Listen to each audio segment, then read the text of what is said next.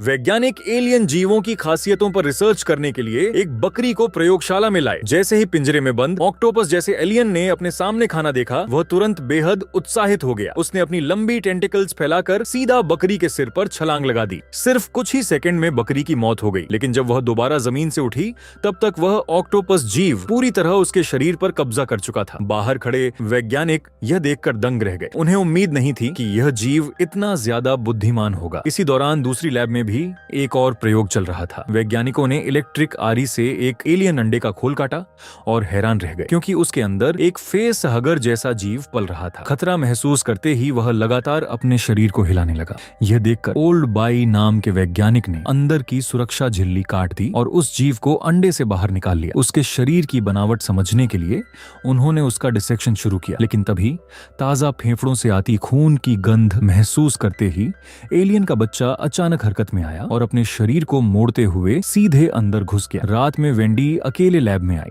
वह जिज्ञासा से सामने रखे कंटेनमेंट टैंक को देख रही थी कि तभी अंदर मौजूद एलियन बच्चा अचानक हिलने लगा। अब तक उसका शरीर काफी बड़ा हो चुका था। हालांकि वह स्वभाव से बेहद हिंसक था, लेकिन वेंडी को देखकर उसने हमला नहीं किया। उल्टा वह धीरे धीरे उसके करीब आने लगा। वेंडी ने हिम्मत करके अपना हाथ आगे बढ़ाया। एलियन ने उसकी गंध सूंघी और हमला करने के बजाय छोटे बच्चे की तरह अपना सिर उसके हाथ से सटा दिया। यह पूरा दृश्य बाहर खड़ा ओल्ड बाई देख रहा था।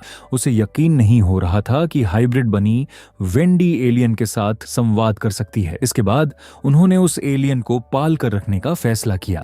बाकी सभी एलियन जीवों को भी अलग अलग सुरक्षा कंटेनरों में बंद कर दिया गया। हर दिन विशेषज्ञ लोग उन्हें खाना देने आते थे। लेकिन ज्यादा समय नहीं बीता कि लैब में एक बड़ा हादसा हो गया। एक लड़का आखिरी जीव को खाना देने गया था। गलती से उसने सुरक्षा बॉक्स की खिड़की तोड़ दी। घबराकर वह कंट्रोल पैनल तक पहुंचा और कंप्यूटर से सुरक्षा द्वार खोल दिया। उसने सोचा कि जल्दी से खाना रखकर बाहर निकल जाएगा। इसी वजह से उसने दरवाजे को अपने पैर से अटका कर रखा। लेकिन यह सब पास में मौजूद ऑक्टोपस एलियन देख रहा था। जैसे ही लड़का सावधानी से खाना रखने लगा, उसने पीछे मुड़कर उस जीव की तरफ देखा। पहले तो उसे लगा कि वह सिर्फ उसे डराने की कोशिश कर रहा है, लेकिन जब वह बाहर निकलने के लिए मुड़ा, तब उसे एहसास हुआ कि दरवाजा बंद हो चुका है और वह अंदर फंस गया है। वह जोर जोर से शीशे पर हाथ मारकर मदद मांगने लगा, लेकिन उसकी आवाज ने अंदर मौजूद दूसरे जीवों को जगा दिया। वे ऐसे कीड़े थे जो हर तरह की धातु खाकर जिंदा रहते थे।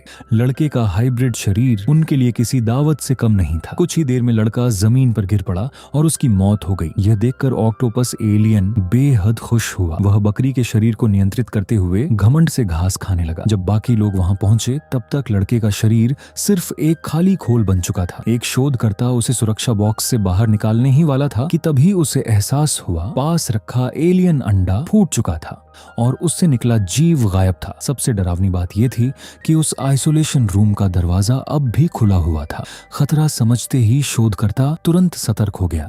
वह तेजी से दरवाजे की तरफ बढ़ा ताकि बाकी लोगों को चेतावनी दे सके। लेकिन तभी बिना चेहरे वाला एलियन अचानक कोने से बाहर आ गया और उसके मुंह पर चिपक गया। उसने एलियन को हटाने की लाख कोशिश की, लेकिन वो असफल रहा। बाहर से ये सब देख रहा शेरिफ तुरंत उस आदमी को अपने कमरे में छिपा देता है। हालांकि उसे भी डर था कि उन्हें दूसरी जिंदगी देने वाला यह वैज्ञानिक मारा जाएगा, लेकिन उसकी मां को बंधक बनाया गया था, इसलिए उसके पास ऐसा करने के अलावा कोई रास्ता नहीं था। इस दौरान शेरिफ को डर था कि वैज्ञानिक भूखा न रह जाए, इसलिए वह उसे खाना भी खिलाता रहा। लेकिन उसे नहीं पता था कि ये और भी तेजी से एलियन भ्रूण को विकसित करने लगा। शेरिफ की अजीब हरकतें जल्द ही दूसरे एंड्रॉइड मिस की नजर में आ गईं। बच्चों जैसी मानसिकता वाला मिस ये देखकर बुरी तरह डर गया। तब शेरिफ ने जल्दी से उसे समझाया कि टांगू कंपनी का आदमी उसे ऐसा करने के लिए मजबूर कर रहा है। अगर उसने बात नहीं मानी तो उसकी मां और भाइयों को मार दिया जाएगा। लेकिन उस आदमी ने वादा किया था कि जैसे ही वो अपना काम पूरा कर लेगा, वह वैज्ञानिक को छोड़ देगा। शेरिफ की बार बार मिन्नत करने पर मिस आखिरकार उसकी मदद करने के लिए तैयार हो गया।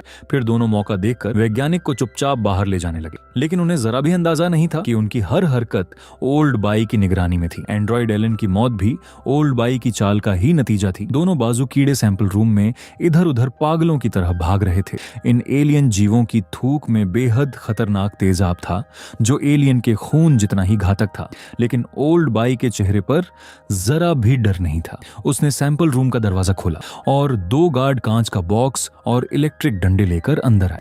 हालांकि ये बाजू कीड़े बेहद खतरनाक थे, लेकिन तेज बिजली के सामने वे भी बेबस हो गए। उधर क्लोन भेड़ के शरीर में छिपा ऑक्टोपस एलियन चुपचाप यह सब देख रहा था। जब मालिक बोइका वहां पहुंचा तो सबसे पहले उसने नुकसान के बारे में पूछा। जब उसे पता चला कि 6 अरब कीमत वाला एंड्रॉइड एलन बाजू कीड़ों के तेजाब से मारा गया है तो उसे बिल्कुल भी दुख नहीं हुआ, बल्कि वह इन जीवों की कीमत समझकर और भी ज्यादा उत्साहित हो गया। इतना ही नहीं, बोइका को एक और चौंकाने वाली बात पता चली। एलन की मौत का संबंध उसी ऑक्टोपस एलियन से था। अब बोइका समझ चुका था कि यह जीव उतना साधारण नहीं है जितना दिखता है। उसने तुरंत आदेश दिया कि वेंडी को छोड़कर कोई भी एंड्रॉइड अब दवा वाले कमरे में नहीं जाएगा। जैसे ही वेंडी वहां पहुंचा, एलियन तुरंत उसकी मौजूदगी महसूस कर लेता है। अपने साथी की दर्दनाक मौत देखकर वेंडी बुरी तरह टूट जाती है। वह बाकी साथियों को एलन की मौत के बारे में बताना चाहता थी, लेकिन मालिक को उसकी भावनाओं से कोई फर्क नहीं पड़ा। लेकिन किसी ने भी नहीं सोचा था कि अब वेंडी एलियन के साथ मानसिक जुड़ाव महसूस करने लगी है। धीरे धीरे वेंडी खुद पर नियंत्रण खोने लगी। तब बोइका तुरंत ओल्ड बाई को आदेश देता है कि बाकी एंड्रॉइड्स की लोकेशन पता लगाओ, क्योंकि वे सभी सिर्फ किशोर बच्चे थे और अगर उन्हें एलन की मौत के बारे में पता चल गया तो हालात पूरी तरह बेकाबू हो जाते। वेंडी इसका सबसे बड़ा सबूत थी। लेकिन तभी ओल्ड बाई को पता चला कि उन सभी एंड्रॉइड्स के ट्रैकर बंद किए जा चुके हैं। असल में यह सब पहले ही वैज्ञानिक ने किया था। वेंडी का भाई मिट अपनी बहन को यहां से भगाना चाहता था। वैज्ञानिक भी नहीं चाहता था कि जिन बच्चों को उसने इतने प्यार से तैयार किया उन्हें सिर्फ एक औजार की तरह इस्तेमाल किया जाए। इसीलिए उसने उनके शरीर में लगे ट्रैकर्स बंद कर दिए थे। गश्त खत्म करने के बाद मिट फिर अपनी बहन के पास आया। जब उसे एलन की मौत के बारे में पता चला तो उसे भी बहुत दुख हुआ, लेकिन अब सबसे जरूरी था जल्दी से यहाँ से भाग निकलना। यह फैसला वैज्ञानिक का भी था। एलन की मौत ने वेंडी की सोच पूरी तरह बदल दी थी। पहले वह सच में इस जगह और अपने दोस्तों से प्यार करती थी, लेकिन अब उसे समझ आ गया था कि वे सब बोइका के लिए सिर्फ इस्तेमाल करने वाले खिलौने हैं। फिर वे लोग नील के कमरे में पहुंचे जहां शाओ जुआन भी मौजूद थी। असल में शाओ जुआन हमेशा से बोइका की वफादार थी। जब वेंडी ने कहा कि वे सब यहाँ से भागने वाले हैं तो उसने इसका जमकर विरोध किया, लेकिन आखिरकार वेंडी ने उसे चेतावनी दी कि वह किसी को उनके बारे में नहीं बताएगी। काफी देर संघर्ष करने के बाद वह मान गई। इसके बाद वेंडी ने कमरे के कंट्रोल सिस्टम से सैंपल रूम के सिस्टम को हैक कर लिया और एलियन को कैद रखने की जगह ढूंढ निकाली। भागने के लिए समय पाने के मकसद से उसने अपनी खास शक्ति का इस्तेमाल कर एलियन की कैद खोल दी। वेंडी पहले ऐसी एंड्रॉइड थी जिसकी चेतना स्थानांतरण की गई थी। यही उसे बाकी एंड्रॉइड से अलग बनाता था। उनके शरीर में लगे ट्रैकर्स को बंद करने का अधिकार सिर्फ वैज्ञानिक दंपति के पास था। जब पुरुष वैज्ञानिक गायब हो गया तो बोइका तुरंत महिला वैज्ञानिक जीवेन के पास पहुंची, लेकिन उसे भी कुछ नहीं पता था। इस बात ने बोइका को गुस्से से पागल कर दिया। तभी अचानक सैंपल रूम में अलार्म बज उठा। कैद से बाहर निकला एलियन भूखे शेर की तरह कर्मचारियों और गार्ड्स पर टूट पड़ा और बेरहमी से उनका शिकार करने लगा। उधर शेरिफ और मिस चुपके से वैज्ञानिक को लेकर बेस से बाहर निकलने वाले थे, लेकिन तभी ओल्ड बाई वहां पहुंच गया। असल में उसे पहले से ही पता था कि शेरिफ को टांगू कंपनी का आदमी ब्लैकमेल कर रहा है। सच्चाई सामने आने पर शेरिफ ने सब कुछ सच सच बता दिया। ओल्ड बाई का रवैया देखकर दोनों बच्चे पूरी तरह हैरान रह गए, लेकिन फिर भी हिम्मत जुटाकर वे वैज्ञानिक को उठाकर लिफ्ट में ले गए। इतना ही नहीं, ओल्ड बाई ने उन्हें भागने का सबसे तेज रास्ता भी बता दिया।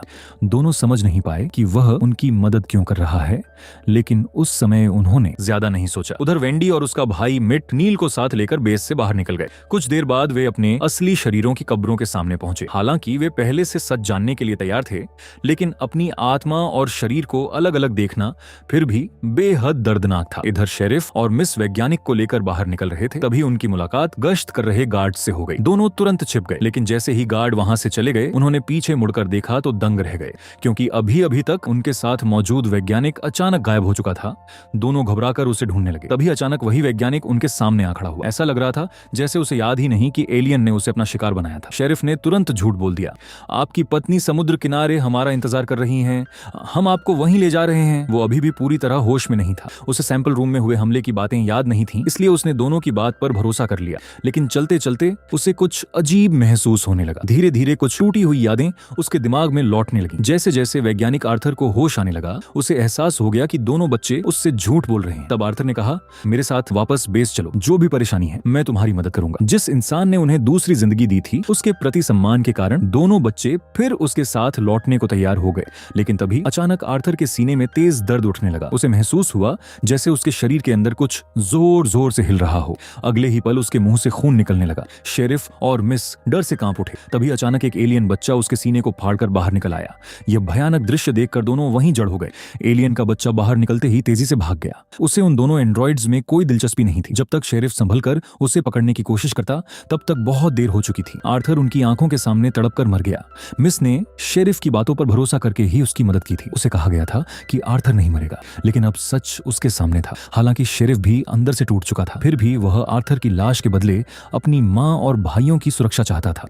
पहले से तय समय के अनुसार दोनों आर्थर की लाश को एक सुनसान जगह पर ले गए। कुछ देर बाद समुद्र के अंदर से पूरी तरह हथियारों से लैस कई लोग बाहर आए। उनकी बातचीत से पता चला कि ब्लैक और उसकी दूसरी टीम पहले ही चुपके से इस ड्रीम आइलैंड में घुस चुकी है। जब उनकी मुलाकात शेरिफ से हुई तो ब्लैक तुरंत समझ गया कि एलियन का बच्चा पहले ही भाग चुका है, क्योंकि आर्थर के फटे हुए सीने को देखकर साफ पता चल रहा था। ब्लैक गुस्से में बोला, अब इस लाश का क्या फायदा। शेरिफ ने घबरा कर सफाई दी कि उसने पूरी कोशिश की थी, लेकिन पता नहीं क्यों एलियन द्वारा डाले गए एलियन भ्रूण की वृद्धि ब्लैक की उम्मीद से कहीं ज्यादा तेज निकली। बालाराम हाथ जोड़कर अपने परिवार की जान बख्शने की भीख मांगने लगा, लेकिन ब्लैक ने उसकी बातों पर कोई ध्यान नहीं दिया, क्योंकि इस मिशन में उसके पास बैकअप प्लान भी था। वह अपनी पूरी उम्मीद किसी एक बच्चे पर नहीं छोड़ सकता था। उधर बेस के अंदर एलियन पूरी तरह आजाद हो चुका था। बोइका ने बाकी एलियन जीवों को दूसरी जगह शिफ्ट करवा दिया, लेकिन वह जानता था कि सबसे खतरनाक वह जंगली एलियन नहीं है जो बाहर घूम रहा है। असल खतरा तो वह ऑक्टोपस वाला जीव था जो क्लोन भेड़ की आंखों में छिपा हुआ था। बोइका ने उससे इंसानी भाषा में बात करने की कोशिश की। मेरा नाम पाई है, यह उन अनुपातों का प्रतीक है जिन्हें हर विकसित सभ्यता जानती है। तो अगली 3 संख्याएं क्या होंगी। तभी अचानक कंट्रोल सिस्टम खराब होने लगा। मुझे कंट्रोलर ठीक करना होगा। लेकिन तभी एक चौंकाने वाली बात सामने आई। अगर यह जीव किसी इंसान या किसी दूसरे प्राणी के शरीर में प्रवेश करता तो वह उसकी शारीरिक संरचना और व्यवहार की नकल कर सकता था। इस रहस्य ने वहां मौजूद सभी लोगों को हिलाकर रख दिया। ऐसा लग रहा था मानो यह ऑक्टोपस जीव जिस शरीर में रहता है उसी की तरह खुद को बदल लेता है। लेकिन यह बात लगभग नामुमकिन जैसी थी। बस एक ही डर था, कहीं यह जीव बहुत ज्यादा बुद्धिमान और बात करने वाला न बन जाए। इस ऑक्टोपस एलियन की रिसर्च वैल्यू अब एलियन से भी कहीं ज्यादा हो चुकी थी। बोइका उसे किसी खजाने की तरह देखकर बेहद उत्साहित था। उधर वेंडी, मिट और नील समुद्र किनारे के काफी करीब पहुंच चुके थे।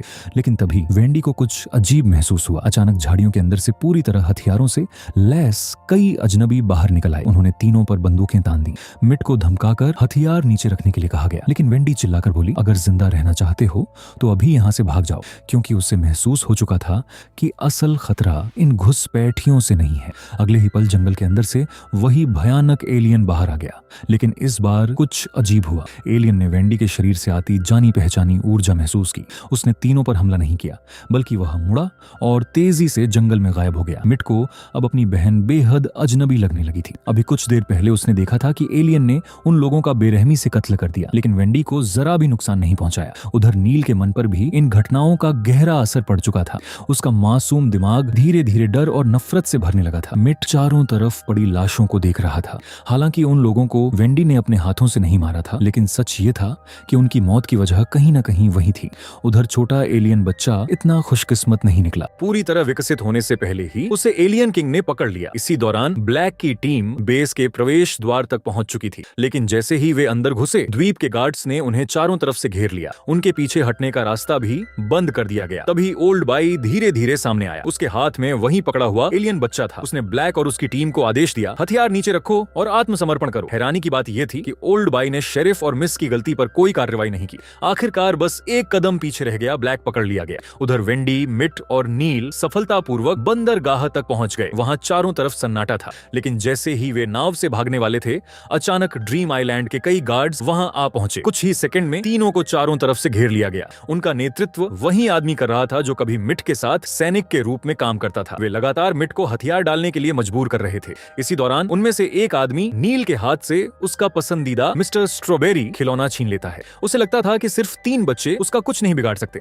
लेकिन उसे जरा भी अंदाजा नहीं था कि वह एक मानसिक रूप से अस्थिर और भावनाओं पर नियंत्रण खो चुके सिंथेटिक बच्चे को उकसा चुका है। अगले ही पल अपना ये हाल उसने कभी नहीं सोचा था। नील भले ही गोलियों से नहीं डरता थी, क्योंकि वह एक एंड्रॉइड थी, लेकिन उसे इलेक्ट्रिक गन से बेहद डर लगता सकता था। अगले ही पल मिट ने उस पर इलेक्ट्रिक शॉक चला दिया। नील का दिमाग पूरी तरह बंद हो गया और वह बेहोश होकर गिर पड़ी। मिट ऐसा इसलिए कर रहा था क्योंकि वह अपने पुराने साथी सैनिकों को चोट नहीं पहुंचाना चाहता था, लेकिन वेंडी नील को अपना सबसे अच्छा दोस्त मानती थी। उसे समझ नहीं आ रहा था कि उसका भाई उसके दोस्त को नुकसान क्यों पहुंचा रहा है। उधर एक और गार्ड ने भी वेंडी के अंदर के बदलाव को महसूस कर लिया। डर से कांपते हुए उसने इलेक्ट्रिक गन वेंडी की तरफ तान दी। असल में बेस से भागते समय से ही मिट समझ चुका था कि वेंडी बदल चुकी है और अब उसके सामने खड़ी वेंडी वो मासूम 10 साल की बच्ची नहीं रही थी। इसका नेक्स्ट पार्ट देखने के लिए वीडियो को लाइक करके चैनल को सब्सक्राइब भी कर लेना और एक प्यारा सा कमेंट जरूर कर देना।